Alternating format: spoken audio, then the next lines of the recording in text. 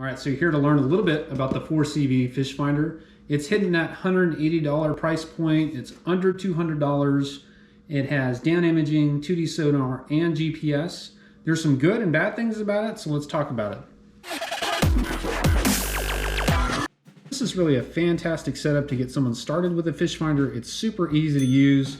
It doesn't pull any energy hardly, and it gives you a lot of good functions. So let's go through some of them, how I like to use it. So this unit, you get GPS, you get contour mapping, down imaging, and 2D sonar.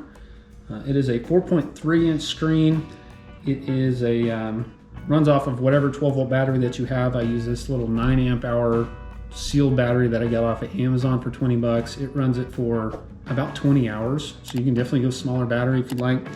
Some of the things I like the most about it is the vertical orientation. So what's nice about this portrait orientation or the vertical orientation of the screen is you're able to put the depth across the vertical axis of this screen, which gives you a broader range, whereas if this were a small but horizontal screen, your depth would be scrunched down quite a bit. So keep that in mind in how you want to pay for whatever screen size you get. Obviously get the biggest that you can manage, biggest you can afford at your price point.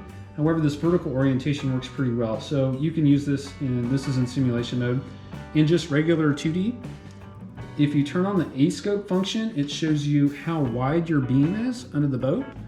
And I like to use that mostly because down here at the bottom, for this exact case, it's telling me I've got 50 feet of cone angle.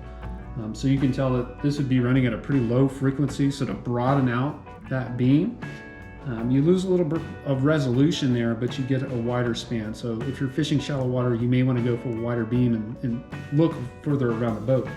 From a 2D sonar standpoint, this starts at 77 to 200 kilohertz in a chirp function, so it chirps multiple different frequencies to give you better resolution, which is not bad. 2D sonar works great. From a down imaging or clear view standpoint, you get up to 800 kilohertz, which gives you a pretty clear view, hence the name, of the down imaging. And that down imaging is going to give you a view of what is directly below your boat. This is on the simulation mode, but it helps you with target separation, which is one of the most important things.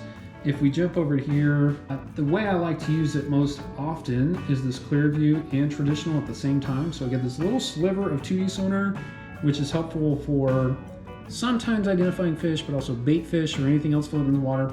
I get the A-scope to tell me how wide my scope is or how wide my field of view is. So this is showing 36 feet here and 30 feet of water. So I get about 1 foot of cone angle per every foot of depth. You can play with that with the frequency settings. And then over here on the right, you have down imaging. At the top, I have turned on here, I have my depth, I have water temperature, I have battery voltage, and then the GPS time. So it's kind of nice, you get a lot of different functions.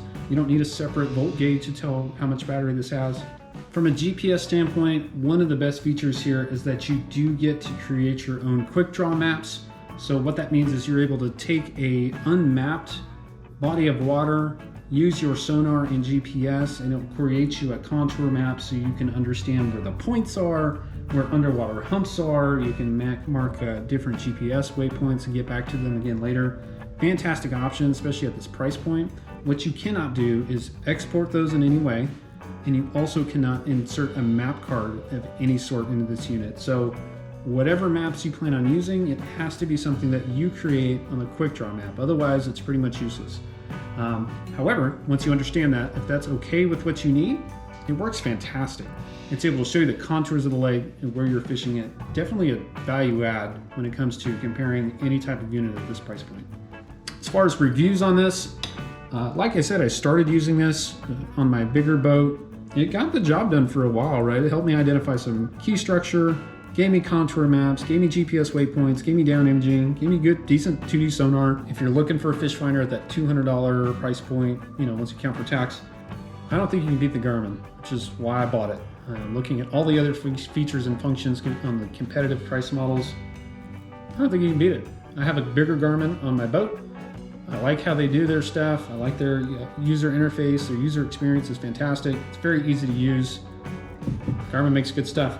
They do sell little $10, $15 silicone covers for it, which is pretty nice. You can get those on Amazon. I'll put a link in the description. That just helps it keep from getting all banged up while it's rolling around in your boat or in your truck or whatever it is.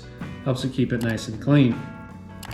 Anyway, that's a quick review on the Garmin Striker 4CV. It's been a fantastic unit under that $200 price point, but I am going to upgrade it to a 93 SV, which is what I have on my big boat. I just bought another cradle and another transducer. I'm going to stick it on the bomb pot. Thanks for coming along. If you like what you see in the video, if you learned something, please give me a like to this and a subscribe to the channel. See you next time.